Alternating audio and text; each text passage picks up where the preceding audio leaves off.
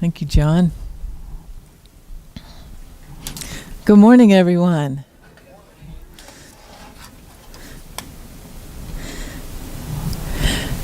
Some of you have heard my story about the first time I ever walked into a Unity church. It was back in 1992. 1992, wow. I was about this tall, and now I was coming off of a 10-year separation from God. Maybe you've been in that place. But in 1981, I graduated from college in San Jose, and the very next day I loaded up my car and I went on the road as a singer, and I played wherever I could find a gig, spaghetti restaurants and bars and churches, and I even played in a bank. But I needed to clear my head. I needed to cleanse my heart because, and maybe you can relate to this, I had been injured by religious organizations, by churches. I didn't want to have anything to do with God. I didn't want to hear any of those words. I didn't want to ever step foot in a church again. I didn't want to think about it. I didn't want to be around so-called religious people. And that period of my life went on for about 10 years, a good 10 years. And then 1992 happened. I call it my year of grief. 5 men in my life made their transitions. And it was my father from a heart attack, 2 of my uncles, my eldest brother from colon cancer at age 50, and my dear friend Ashton from AIDS complications. Oh, that year I cried. Oh, lots of sobbing, lots of emotions, all kinds of emotions coming up. Anger coming up. For one thing, my friend Ashton was a successful gospel singer. Nobody knew he was gay, and I thought, that is just not right. And my brother, I remember the last time I saw him is in his hospital bed, just withering away, and there he was writing letters to people. He was trying to think of anybody that he had offended, so he was going to write letters and make amends, which is a good thing. But he was doing it for the sake of being okay with God, and I thought, that is just not right. That cannot be true. And if that's the way it is, I don't want to have anything to do with God. I'm done with God. And you know what? It was kind of liberating. I wasn't afraid to talk that way because I was mad at God anyway. I don't know if you've been in that place, but it felt kind of good. But all these emotions going on in my life at that time, and it reminds me of a poem by the Islamic scholar and Sufi mystic Rumi. It's called The Guest House. And he says, "This being human is a guest house. Every morning a new arrival, a joy, a depression, a meanness, some momentary awareness comes as an unexpected visitor. Welcome and entertain them all. Even if they're a crowd of sorrows who violently sweep your house empty of its furniture, still treat each guest honorably. He may be clearing you out for some new delight." Don't you love that? Clearing you out for some new delight. The dark thought, the shame, the malice, meet them at the door laughing and invite them in.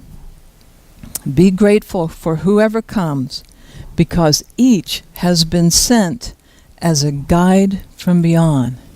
Isn't that interesting to think about your emotions as being sent as guides from beyond? Isn't it interesting to think about honoring all of your emotions? Well, I want to talk to you about emotional freedom this morning and how we can let our hearts fly free and how we can channel these emotions in effective, healthy, safe ways so that they can help us grow and move forward in our lives.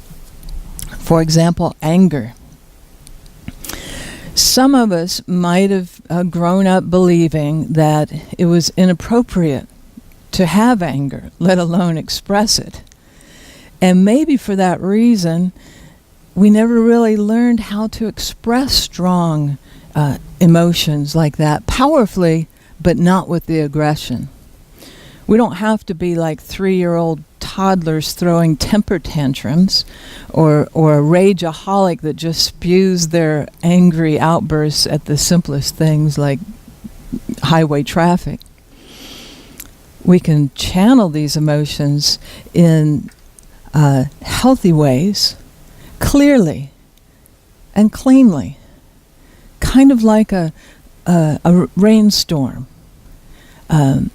I know it's hard to think about a rainstorm in the middle of summer in Arizona, but actually we were in one, weren't we? Back Heber up in the White Mountains one summer. Oh, the lightning and the thunder and everything, it's so powerful and so chaotic and frenzied. But what happens afterwards?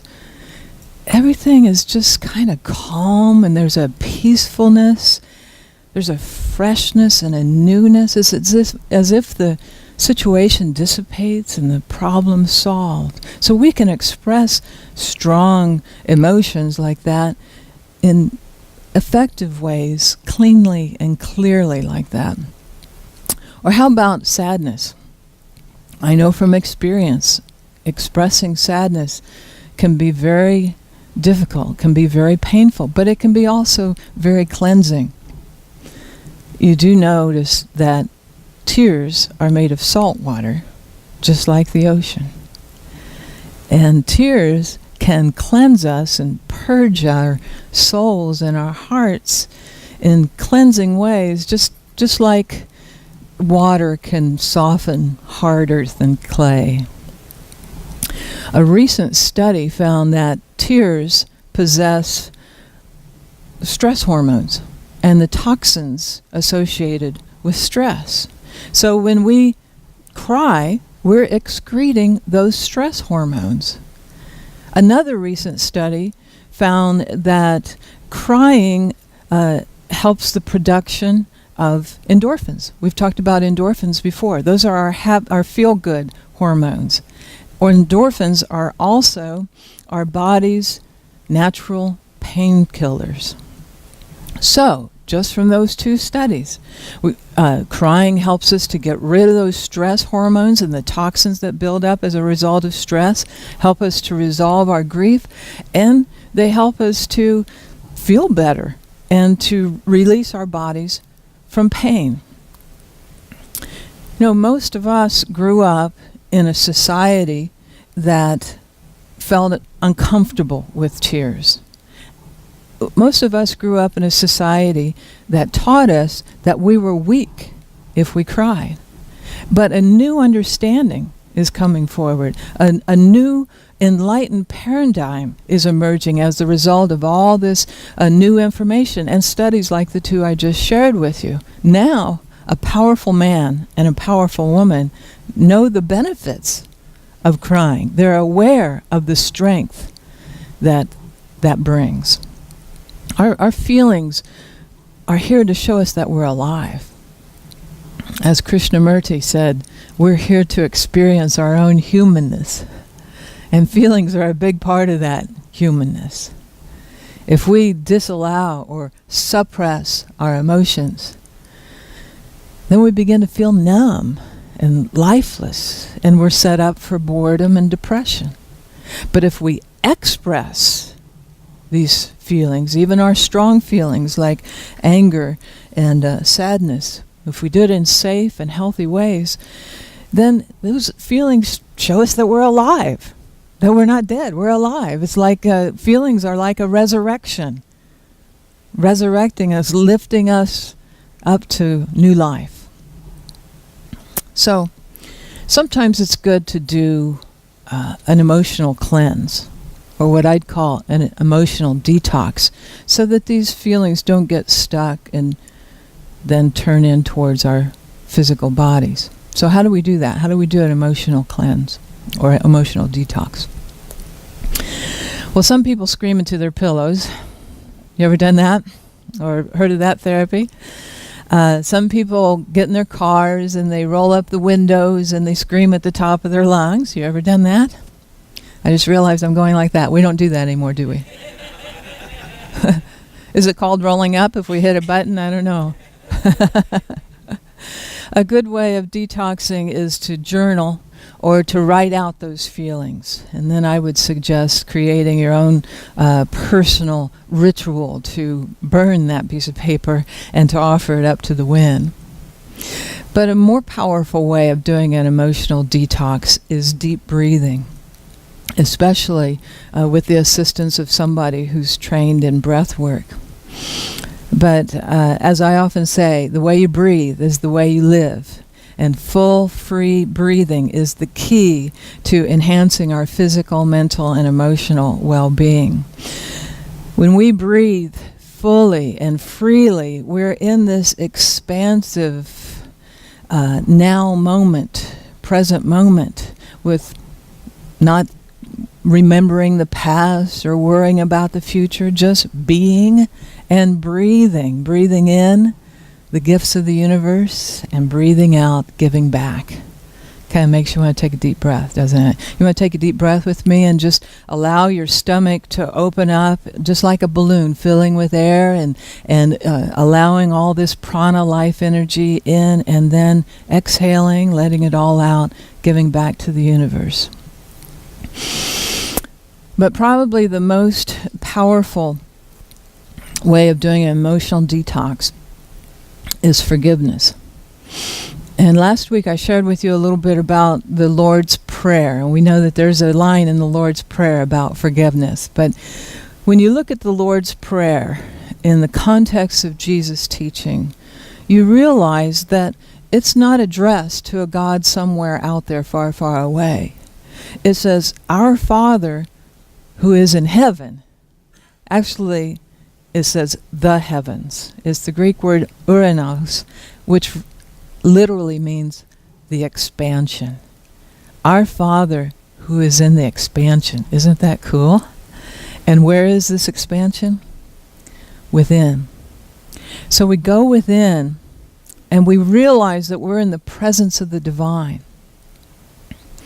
We're in a sacred place. So, of course, any kind of error thoughts or error feelings need to be cleansed, need to be asked to leave, so that those feelings and thoughts that are in alignment with spiritual standards, with the divine, can take their proper place. That makes sense? So even just that understanding helps us to cleanse our thoughts and our feelings. There's forgiveness right there. Our feelings are aligned with the high consciousness of God, who is unconditional love, and we begin to feel unconditional love for ourselves. And we begin to feel unconditional love for all people. There's forgiveness. But in the Lord's Prayer it says, "And forgive us our debts as we forgive our debtors." Some of the older translations say, "And forgive us our trespasses as we forgive those who trespass against us." Doesn't quite roll off the tongue, does it? Kind of archaic way of speaking. But who's doing the forgiving? Our Father who is in the expanse. So we go within and we forgive ourselves. We cleanse ourselves.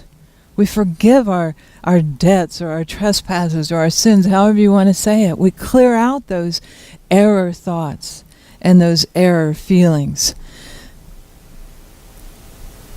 We release all of that. But we have to step into that as well. We just can't go within and experience all this love and oneness and forgiveness, everything sunshine and rainbows, and then we step out of that sacred place, out of our meditation, and go right back into our anger and resentment and stinking thinking. Can we? No. The Catholic Digest published a 4-year-old child quoting this line that we're talking about. Here it is. "And forgive us our trash baskets, as we forgive those who put trash in our baskets." Doesn't that just say it? When we rise above and forgive ourselves, cleanse ourselves, empty our trash baskets, then we see others through the eyes of love. We let go of any judgment. We have compassion. We don't take offense as easily. We're not hooked by situations that in the past might have caused us to feel resentful or insecure or anxious or fearful. Well, I started out telling you about 1992, my year of grief, and so many emotions coming up for me during that time. I was also feeling a lot of pain in my body. Some of you are shaking your head because we know that emotions can cause pain in our bodies. So I started on I'll just call it a monthly deep tissue massage program. It was actually called Rolfing, if you're familiar with that. We don't talk too much about that anymore. But so it was 12 sessions. I'd go once a month, and it was intense. And lots of knots getting cleared out physically and emotionally. And after my very first session at my therapist's office, I noticed on the bulletin board there were 2 flyers that interested me. One was for Unity of Nashville. And I thought, I've heard of this Unity, New Thought kind of stuff. It's kind of in alignment with the way I'm coming to think about life and about God. I should check it out. Maybe it would help me with this emotional upheaval that's going on in my life. So finally, after several Sundays, I pulled myself out of bed and made it to church. You ever been in that situation? And I went over. They were meeting in a high school auditorium, big group of people, lots of music going on. Richard McTechie was the music director, so we know his songs. And I slipped in and sat in the back row. Ever done that? And Jimmy Scott was the minister. Anyone know Reverend Jimmy? He's one of the ministers up at Unity of Phoenix now. He's black, and he's from the South, and he talked, or at least he did then, he talked like a Southern Baptist preacher. God and Jesus. And he began to talk, and I freaked out. I couldn't handle it. I couldn't hear what he was saying because I was being triggered by the words and everything. It reminded me of my past. I couldn't handle it. I wasn't ready. I wasn't ready to sit in that Unity Center yet. What I was ready for was what I saw on the other flyer, and that was a weekend meditation retreat. I didn't know anything about meditation at that time, but it sounded good. It was out in the rolling Tennessee hills and surrounded by cliffs and caves and beautiful wildlife and wilderness and organic food. That sounded good. So I went to this retreat, and one of the activities that we participated in was that we all went out to this beautiful place in nature, surrounded by the quiet of the wilderness, and we were given watercolor paints, and we were told to paint how we were feeling. Woohoo! And here's what I came up with. I'm a musician, not a painter, but I call it Mount Lorna Suvius, because I was like a volcano that was just ready to explode. And I didn't know anything about the chakra system, but this is kind of interesting. It's red and then orange, and it goes up into yellow and gets up into the greens and blues. I don't know if you can see this, but in the blues there's music notes. And I felt like it was my soul speaking to me. I felt like it was telling me that what I was going through, as difficult as it was actually a healing time. It was actually healing my heart and my soul and my mind, and that it was clearing me out, as Rumi said, to make room for a new delight. So I want to encourage you that whatever you're going through emotionally, even though it might be difficult, that it could be a guide from beyond. And it could be cleansing you out and clearing you out, making room for some new delight. I want to share one more Rumi quote with you. He said, "Only from the heart can you touch the sky." So my prayer for you is that you open your heart wide, let it fly free, and touch the sky. And I love each one of you.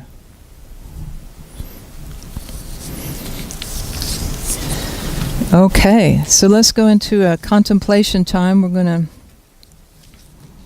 think on these things.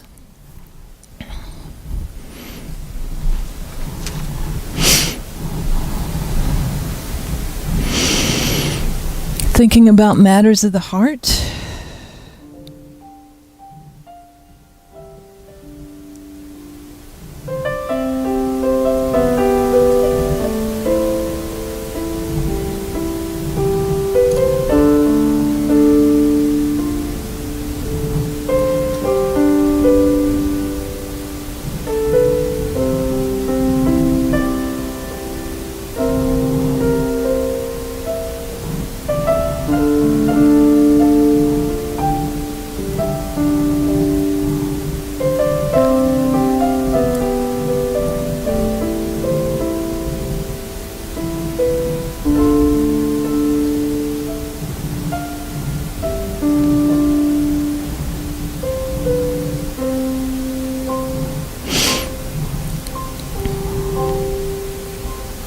Emotions are a part of this treasure within us that we've been talking about.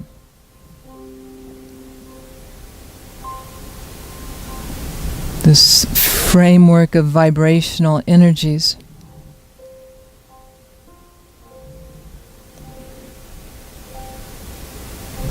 This unmanifest part of life that we have the power to bring into manifestation.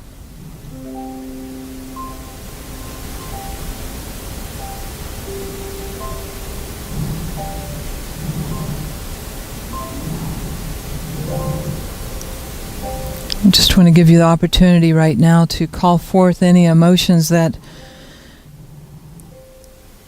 might need to be cleansed, might need to be lifted up.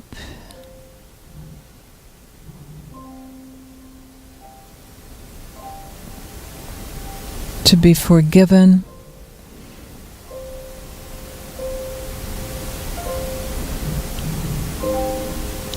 Lift them into a higher consciousness of unconditional love.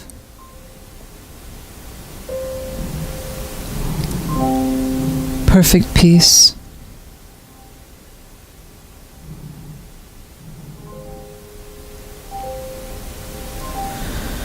Harmony. Unlimited joy.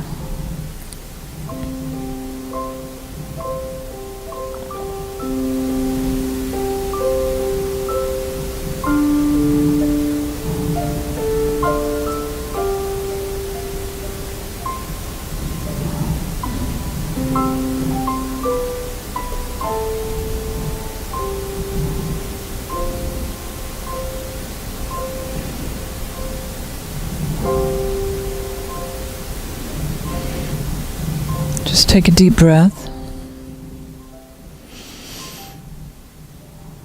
Honor those emotions that are within you.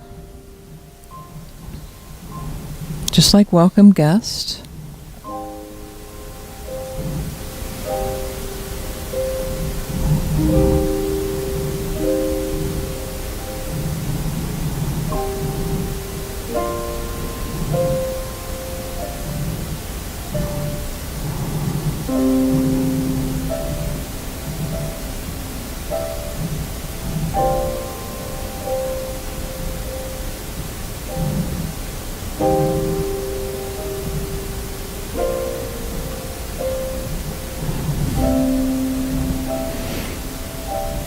Perhaps it's time to let some of them go. Just silently affirm, I go with the flow of spirit and I set myself free.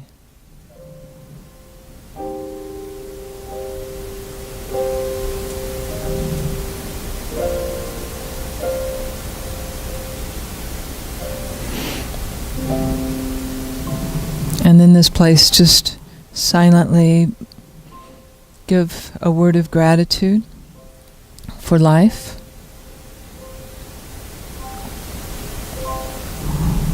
All that's giving you, all that it's teaching you, helping you to grow and move forward. Thank you, God. And when you're ready, you can open your eyes and come back to the room.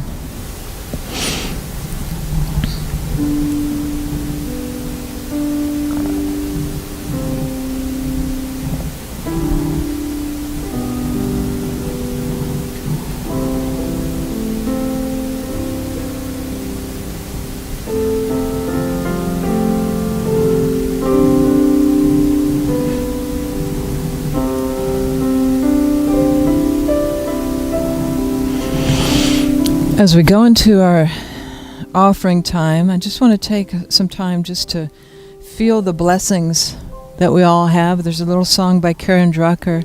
You can sing along with me. I am so blessed. I am so blessed. I am so grateful for all that I have. I am so blessed. I am so blessed. I am so grateful. I am so blessed. I am so blessed. I am so blessed. I am so grateful for all that I have. I am so blessed. I am so blessed. I am so grateful. I am so blessed. Now let's sing it one more time. We're going to change that. Instead of for all that I have, let's sing for all that I am. Just being grateful for whatever's going on in your life and just blessing it. I am so blessed. I am so blessed. I am so grateful for all that I am. I am so blessed. I am so blessed. I am so grateful. I am so blessed.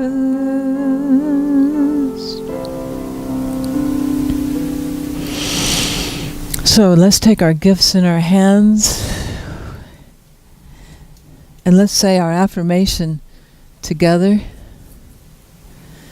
Divine love through me blesses and multiplies all that I have, all that I give, and all that I receive.